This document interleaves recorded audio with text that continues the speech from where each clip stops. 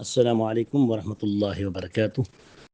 جی محترم کرم بھائی جنید صاحب، جہاں تک انویسٹمنٹ یعنی سرمایہ کاری، تجارت، ٹریڈنگ کا کانسیپٹ ہے اسلام میں، وہ مختلف اقسام میں ہے، جن میں صحیح شرعی جو بیوع ہیں، انویسٹمنٹس ہیں، یعنی تجارتیں ہیں، وہ بے مضاربہ ہے، بے مشارکہ ہے، بے مرابع ہے۔ مرابع تیسرے نمبر پہ ہے، لیکن صحیح شرعی طور پہ جو اسلام میں تجارت کے اسلامی اصولوں کے مطابق جو تجارتیں ہیں وہ شراکت پہ ہے یا مضاربت پہ ہے۔ سب سے پہلے ہمیں یہ جاننا چاہیے کہ شراکت اور مضاربت میں فرق کیا ہے، اور پھر ہمیں پتہ چلے گا کہ شراکت اور مضاربت میں پھر اصول بیوع کیا ہیں، یعنی انویسٹمنٹ کے جو شرائط ہیں اسلام کیا دیتا ہے۔ یہ مختصر میں فقہی زبان سے ہٹ کر آپ کو آسان لفظوں میں سمجھا رہا ہوں۔ مضاربت کہتے ہیں جس میں آپ نے ابھی سوال بھی یہی کیا کہ ایک شخص کی محنت ہے، مشقت ہے، وہ اس کو چلائے گا، بیٹھے گا، رننگ کرے گا، اور اس کے اوپر وہ محنت کرے گا، اور اس میں جو سرمایہ ہوگا وہ دوسرے فریق کا ہوگا، یہ مضاربت کہلاتی ہے۔ اور اس طرح شراکت وہ ہے کہ جس میں دونوں کا مال ہو، دو فریق ہیں یا تین فریق ہیں یا چار فریق ہیں۔ مضاربت میں بھی دو سے زیادہ فریق ہو سکتے ہیں۔ اسی طرح پھر شراکت میں بھی دو یا تین یا چار شریک ہیں، تو ان میں جو سرمایہ ہوتا ہے وہ ہر ایک کا ہوتا ہے، چاہے کسی کا 10% ہو، 20% ہو، 40% ہو، 50% ہو، تو وہ اس کے اندر داخل کیا جاتا ہے وہ سرمایہ۔ اب آئیں، ان کے اصول ان دونوں کے الگ الگ ہیں۔ اس شریعت اسلامیہ اس کی مکمل ڈیٹیل دیتی ہے، مکمل ایکسپلین کرتی ہے، مکمل ہمیں رہنمائی دیتی ہے۔ اگر ایک شخص نے مضاربت پر کسی بھائی کے ساتھ ریسٹورنٹ، جیسے آپ کہہ رہے ہیں، کھولا ہے، اور ریسٹورنٹ چلانے کے لیے اس کے پاس تجربہ ہے، وہ اس تجربے سے فائدہ اٹھاتے ہوئے وہ آپ کے اس کاروبار کو، اس دکان کو، اس ادارے کو، اس فیکٹری کو، اس ہوٹل کو، ریسٹورنٹ کو وہ چلائے گا، تو ایسی صورت میں وہ پیسے نہیں دے رہا تو یہ مضاربت کہلائے گی۔ اس کو مشارکت نہیں کہیں گے،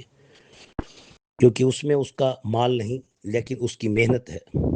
اور آپ کا اس کے اندر دوسرے فریق کا مال ہے۔ اب اگر اس میں آپ اپنی ہی ثوابدید کے ساتھ، افہام و تفہیم کے ساتھ، کہ کروڑوں روپے کا مال آپ نے اس کے اندر انویسٹمنٹ کیا،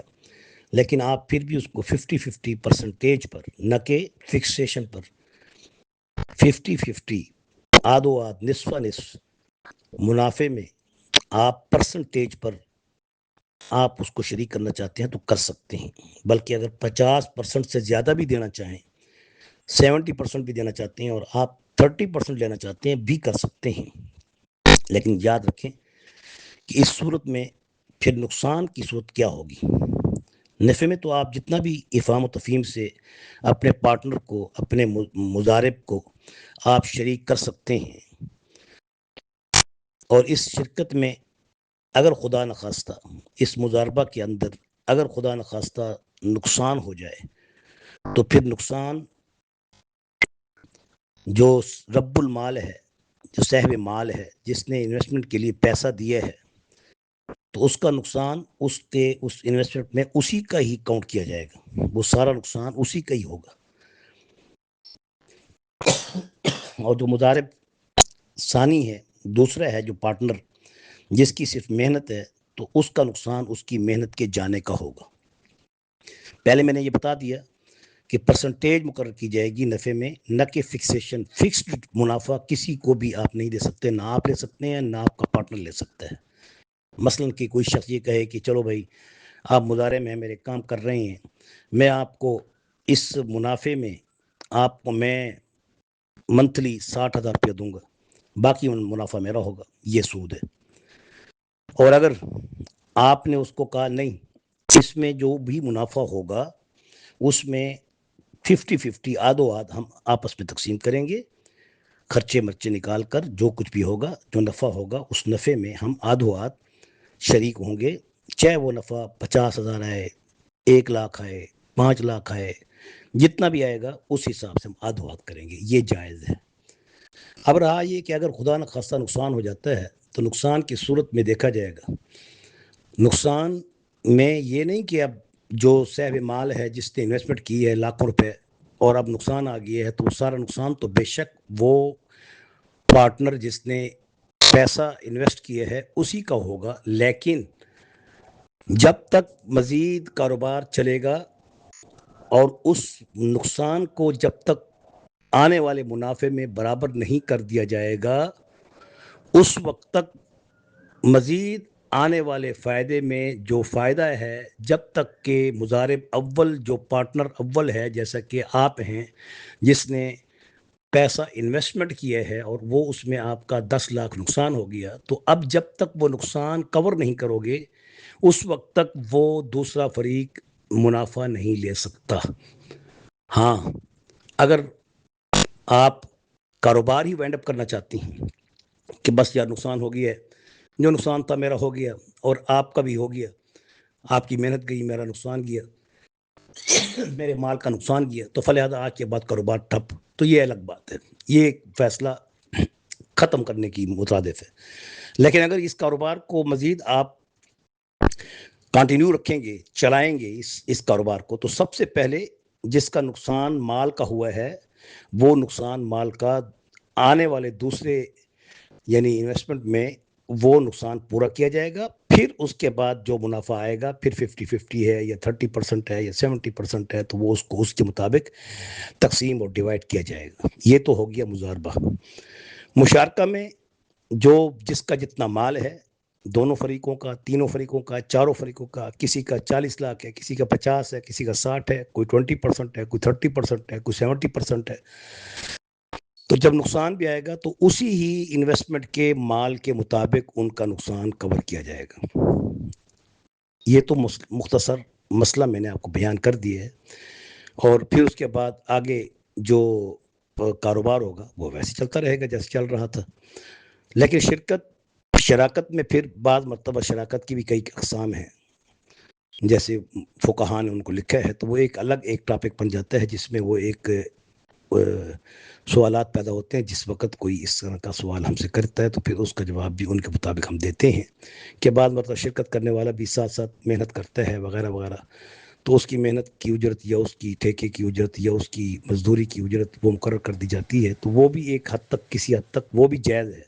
مثلاً آپ نے مضاربت کی ہے اور مضاربت کے اندر بھی اگر آپ کہتے ہیں نہیں بھائی میرا پیسہ ہے، آپ یہاں کام کریں گے، نفع میرا ہوگا اور یہ تنخواہ آپ کی ہوگی، وہ الگ چیز ہے، اس کو جائز کرا دیا گیا۔ مثال کے طور پہ آپ نے اس کی 1 لاکھ تنخواہ مقرر کر دی، اب اس کا کوئی نفع نقصان سے کوئی لینا دینا نہیں ہے جب تک کہ وہ اپنے ہاتھ سے مال کو ضائع نہ کرے، نقصان نہ دے۔ اگر آفات سماوی سے، آسمانی سے، قدرتی طور سے اگر کوئی یونیورسلی اگر اللہ تعالیٰ کی طرف سے کوئی مال کے اندر نقصان ہو جاتا ہے تو اس کا وہ پھر ذمہ دار نہیں ہوگا۔ تیسری شکل میں نے بتا دی کہ شراکت کی ہے، شراکت میں بھی بعض مرتبہ کام کرنے والا محنت کرتا ہے، تو محنت کرنے کی اس کو الگ اجرت بھی دی جا سکتی ہے، یا پھر اس اجرت کو آپ مضاربت کی شکل بھی اختیار کر کے اس کے انویسٹمنٹ کے مال کو الگ کر کے اس کی جو محنت ہے اس کو اس کے ساتھ کمپیریزن کر کے اس کا حساب کیا جا سکتا ہے۔ یہ ایک الگ مسئلہ ہے، ایک الگ سوال ہے جس پر پھر ایک الگ جواب ہے۔ تو یہاں تک آپ کے مسئلے کا جواب ہو گیا کہ اگر مضاربت میں، یہ مضاربت کہلاتی ہے پارٹنرشپ جس کے اندر ایک بندے کی محنت ہے اور ایک بندے کا مال ہے، پیسہ ہے، اگر نقصان ہوگا تو نقصان اس رب المال کا ہوگا، صاحب مال کا ہوگا، انویسٹمنٹ کرنے والے کا ہوگا، لیکن اس نقصان کو پورا کرنے کے لیے جب یہ کاروبار مزید کنٹینیو رہے گا تو اس میں سب سے پہلے اس نقصان ہونے والے مال کو برابر کیا جائے گا، پھر اس کے بعد تقسیم مال میں منافع آدھو آدھ ہے یا 30% ہے، 70% ہے، مقرر کیا جائے گا۔ شرعاً پرسنٹیج منافع میں رکھی جا سکتی ہے، فکس منافع آپس میں ڈیوائڈ کرنا یہ شرعاً پھر سود کے لائے گا۔ اللہ تعالی ہم سب کو صحیح معنی میں اپنے حبیب کے صحیح